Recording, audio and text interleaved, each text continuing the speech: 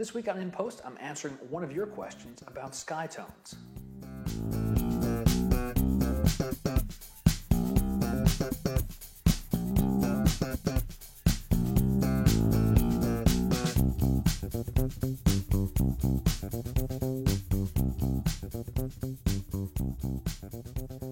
Hi everybody, welcome back to In Post. My name is Scott Davenport, and thanks for joining me. So today's a Q&A episode, and I'm answering one of the questions that you folks have been sending in, which has been great, by the way. Keep them coming. Today's question is from Duncan, and here is the situation. You have an image that has a very boring sky, and you want to replace that sky. So you do the masking, and you bring in another more pleasing or interesting sky as the background. But that sky's tones don't quite match your image. Maybe you want that more blue, less blue, some type of difference in that sky background. So how can you accomplish that? And there's a few options. So let's go over to the computer and I'll show you how I approach this problem. So we have a photo with a boring sky. We want to replace it. And the question that got asked is what happens when the sky tones, the colors don't quite blend or match well with the image. In particular, the question was around the blues of the sky, and if they're too blue, what can we do? So I've already done the masking for this. Let me turn off this layer here. So here's my mask. I've removed the sky. Let me grab another sky from the extras pane. So Command left arrow to open up extras. I'll double click on a sky, add it as a layer, and say OK. Hide that pane. And with, let's see, transform tool, just make this nice and big. Fill the frame. That looks good. And I'll just apply that. Okay. And I'll bring my main subject up to the top of the stack. My mask is here, and it's revealing this skies layer. So now, these blues aren't quite what we want.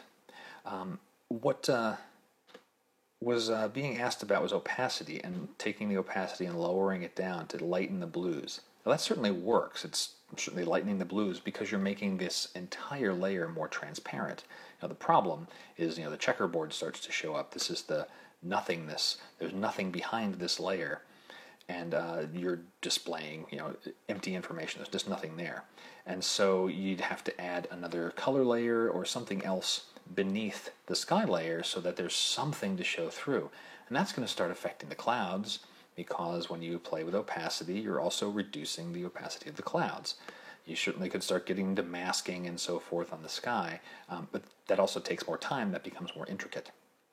Now the thing is, once you have something in layers, you can do whatever you want with it. It's just like any of your photos. You can stylize it. You can make it black and white. You can crop it, rotate it, do whatever you like to it. This applies for textures. It applies for anything. Once you have it as a layer, it's just like any other image. There's nothing special that it was a background. So with Skies 7 selected, I'm going to jump this into Effects. Now, when I'm in Effects, I have all sorts of things I can do with color. And I'm going to choose a color enhancer and turn off auto. Now there's a few approaches we can take here. First, in the blending options, we could have this apply to only the blues in the image.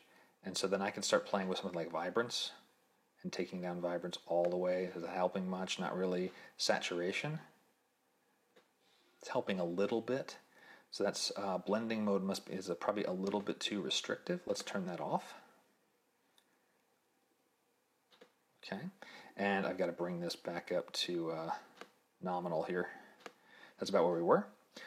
Instead, another place I can go is the color ranges. So I've got aqua and I got blue. Let me start with blue. And in blues, I would probably start with saturation, taking that down a bit. And so you're going to see these blues getting duller. We can play with brightness. And so again, brightening just the blues. Let me paint this all the way up here. So you can see I've lowering the saturation, playing with the brightness. I've lessened those blues. I've lightened them, made them a little softer. Playing with hue, you can do certain things. And all depending on where you want to end up with in your image. These are great sliders to play with. You can also play with vibrance. I can take vibrance all the way down. If I wanted to make things more blue, boosting them up. You've got a lot of things you can do to play with all these different colors. And something I want to point out is all of this is only affecting the skies layer, the layer I selected when I came into effects. Notice this blue signpost, nothing is changing there. This is unaffected. I'm not doing any manipulation on the layer that has this lighthouse. To really drive that home, I'll take the hue and put it all the way in the purple range, which this looks terrible, but notice that sign hasn't changed at all.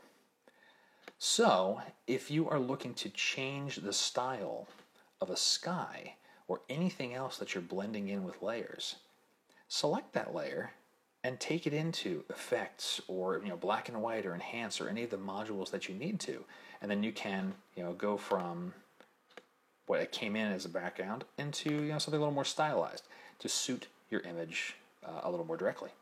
So the tip of the week is layers are yours to do with as you please. Whether it's your photo or it's a background image or it's a texture, these are all just layers. You can stylize them in any way that you like. Just like you have probably never gave a second thought to styling your own image, you can do the same thing with a background or a texture. And that's exactly what we did here. Duncan, fantastic questions. Thanks very much for sending it in. So that is all for this week in Post. Thanks very much for joining me, and I hope this tip was something that you'll be able to use in your photography. If you have a question, please reach out, ask me. You can contact me directly through my website. Social media is also there. It's a little less reliable than email because sometimes things get lost in the stream. But I do my very best to respond to each email that comes in. And yeah, it's been great getting your questions and chatting with you through email and hopefully helping you out along the way. So that's it. Thanks again, and I'll see you again soon.